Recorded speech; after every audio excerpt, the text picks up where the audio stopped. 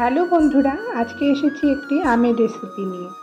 এই সোশ্যাল মিডিয়ায় যুক্ত হয়ে আমরা নিত্য নতুন কত ধরনের খাবার বানানো দেখতে পাই এবং শিখতেও পারি। আমি রান্না করতে ভালোবাসি, তাই আমিও বানিয়ে নিলাম পাকা আমের পায়েস। আমার তো খুবই ভালো লেগেছে। যারা মিষ্টি প্রেমী তারা একবার হলেও বানিয়ে খেও। আর হ্যাঁ, তোমাদের কাছে আমার এই রেসিপিটি প্রথম থেকে শেষ পর্যন্ত দেখার অনুরোধ রইল।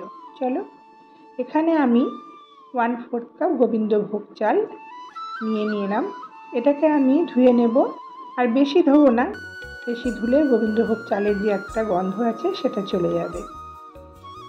তো আমার ধোয়া হয়ে গেছে। এরপরে আমি একটা প্যানের মধ্যে দিয়ে দিলাম 1/2 লিটার লিকুইড দুধ। এই লিকুইড দুধটা যখন উষ্ণ গরম হয়ে যাবে তখন আমি এখান থেকে 2 হাতা দুধ একটা বাটির মধ্যে তুলে নিচ্ছি।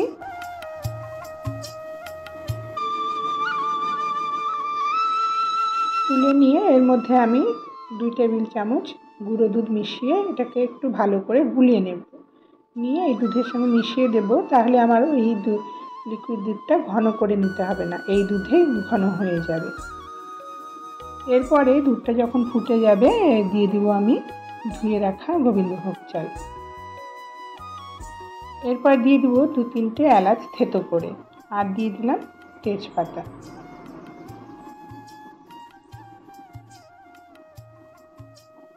তো এখন এই চালটা সেদ্ধ হতে থাক, আর এদিকে আমি পাকা আমের প্রিপারেশনটা করে নিই। এখানে নিয়ে নিয়েছি আমি একটা পাকা আম, এটা পাল্পটা বের করে নেব।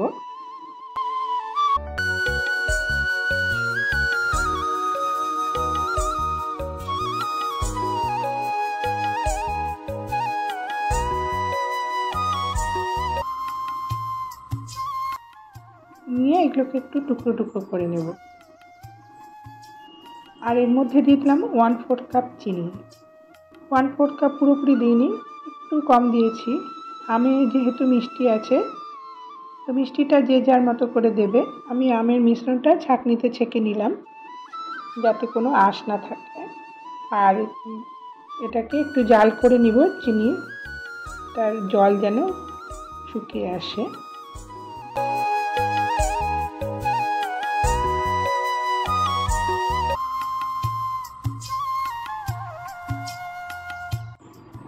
আর এদিকে দেখে নিচ্ছি চালটা সেদ্ধ হয়েছে কিনা। চালটা আমার সেদ্ধ হয়ে গেছে। এরপর দিয়ে দিলাম আমি 1 চামচ ঘি আর আমের মিশ্রণ। একদমই সহজ রেসিপি, খেতে কিন্তু দুর্দান্ত। যারা যারা খাওনি একবার হলেও বানিয়ে খেও, আশা করি ভালো লাগবে। আর ভিডিওটি দেখার জন্য সবাইকে অনেক ধন্যবাদ।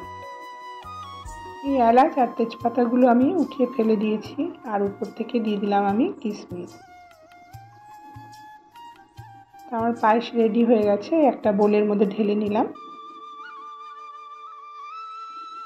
আর পায়েসটাকে একটুখানি সাজিয়ে নেব, ওর জন্য দিয়ে দিলাম আমি এখানে কিছু পেস্তা কুচি আর আমন্ড বাদাম আর আমের টুকরো। আচ্ছা, তাহলে এই পর্যন্তই।